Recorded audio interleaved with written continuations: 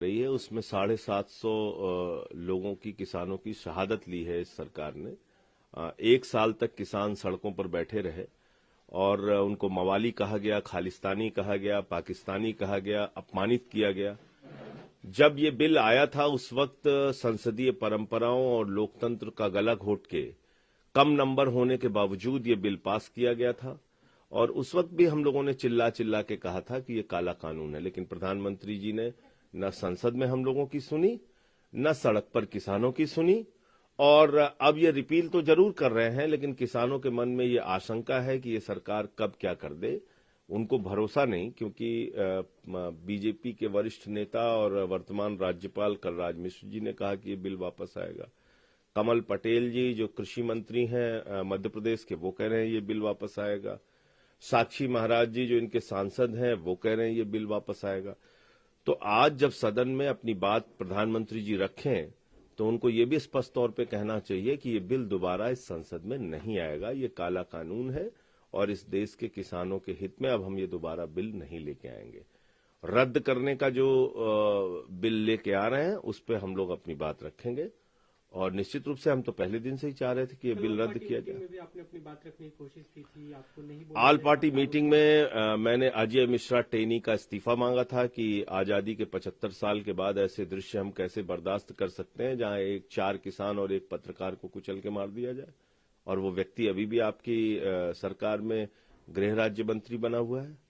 दूसरा मैंने मसला उठाया था कि 50 किलोमीटर तक आपने बीएसएफ का कार्यक्षेत्र बढ़ा दिया पंजाब के अंदर, इससे लोगों के मन में गुस्सा है, आक्रोश है। तीसरा मैंने मामला उठाया था कि विद्युत संशोधन बिल आप कैसे लेकर आ रहे हैं जब किसान ये कह रहे हैं कि भाई इस बिल को वापस लो, इसका मतलब अभी भी आप किसानों के साथ टकराहट चाहते हैं।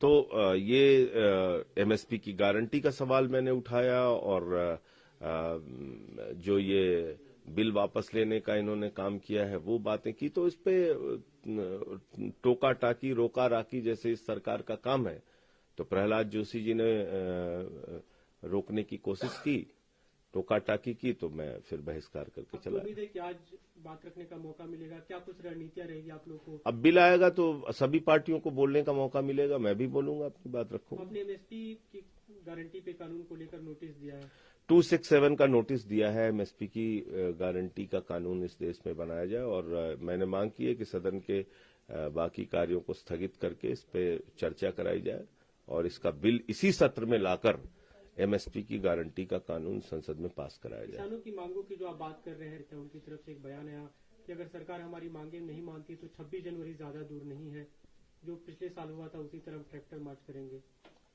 देखिए, किसानों की जो सबसे बड़ी मांग है उसमें एमएसपी की गारंटी का कानून है। एमएसपी स्वामीनाथन आयोग की रिपोर्ट के मुताबिक C2 + 50% के फॉर्मूले से मिलनी चाहिए और उसी की कानूनी गारंटी किसान मांग रहा है। तो मेरा यह कहना है कि इसमें समस्या क्या है? इसका मतलब कि सरकार के मन में चोरी है, क्योंकि किसान ये कह रहा है कि भाई जो समर्थन मूल्य आप घोषित करते हैं उसकी कानूनी गारंटी दे दीजिए कि उससे कम पर हिंदुस्तान में कहीं भी कोई खरीद हो तो उसके खिलाफ सख्त से सख्त कार्रवाई हो। इसमें गलत क्या मांग रहे हैं मुझे तो समझ में नहीं आ रहा।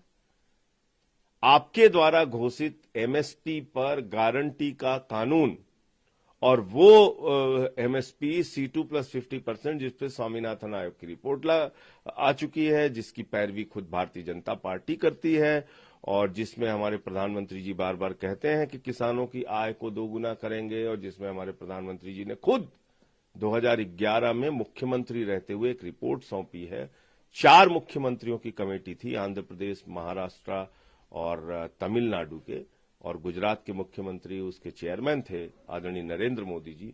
उन्होंने तत्कालीन प्रधानमंत्री मनमोहन सिंह जी को जो रिपोर्ट सौंपी थी उसमें 20 तरह की योजनाएं उन्होंने दी थी कि ये किसानों के हित में लागू होनी चाहिए, और उसमें एमएसपी की गारंटी की पैरवी की थी हमारे प्रधानमंत्री जी ने।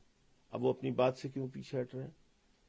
क्या प्रधानमंत्री जी से ज्यादा बुद्धिमान कोई इस देश में है? क्या प्रधानमंत्री जी से ज्यादा किसानों का कोई शुभचिंतक इस देश में है? तो जब किसानों के शुभचिंतक के रूप में 2011 में मुख्यमंत्री नरेंद्र मोदी ने रिपोर्ट दी है कि एमएसपी की गारंटी होनी चाहिए, तो प्रधानमंत्री नरेंद्र मोदी 2011 वाले मुख्यमंत्री नरेंद्र मोदी की मांग को क्यों नहीं मान रहे हैं? यूपी टीईटी को लेकर भी आप संसद में आवाज उठाएंगे, बात रखेंगे अपनी? बिल्कुल रखेंगे। 20 लाख से ज्यादा छात्र लंबी तैयारी करके टीईटी की परीक्षा देने गए और केंद्रों पे जब वो पहुंच गए तो उनको कहा जाता है कि साहब परीक्षा का पेपर लीक हो गया और परीक्षा रद्द कर दी जाती है। तो आदित्यनाथ जी जिन्ना का पेपर लीक करने में, हल करने में व्यस्त हैं और जो छात्रों के जीवन से जुड़ा हुआ पेपर है वो लीक हो जा रहा है। इस सरकार को कोई चिंता है? रोजगार की कोई चिंता है? नौजवानों की कोई चिंता है? माताओं बहनों की सुरक्षा की कोई चिंता है? कोई चिंता है? आदित्यनाथ जी दिन रात सिर्फ नफरत फैलाने का काम एक मुख्यमंत्री के तौर पे उत्तर प्रदेश में कर रहे हैं। लाखों छात्रों के जीवन से जुड़ा हुआ ये एग्जाम और जिसमें पेपर लीक हो गया, ये क्या बताता है कि उत्तर प्रदेश में सब कुछ गड़बड़ चल रहा है। नमस्कार, मैं हूं मानक गुप्ता। अगर आपको हमारा ये वीडियो पसंद आया हो तो इसे लाइक और शेयर जरूर करें और हां, हमें सब्सक्राइब और फॉलो करना ना भूलें ताकि आप देश और दुनिया की कोई खबर मिस ना करें। तो जुड़े रहिए हमारे साथ और देखते रहिए न्यूज़ 24।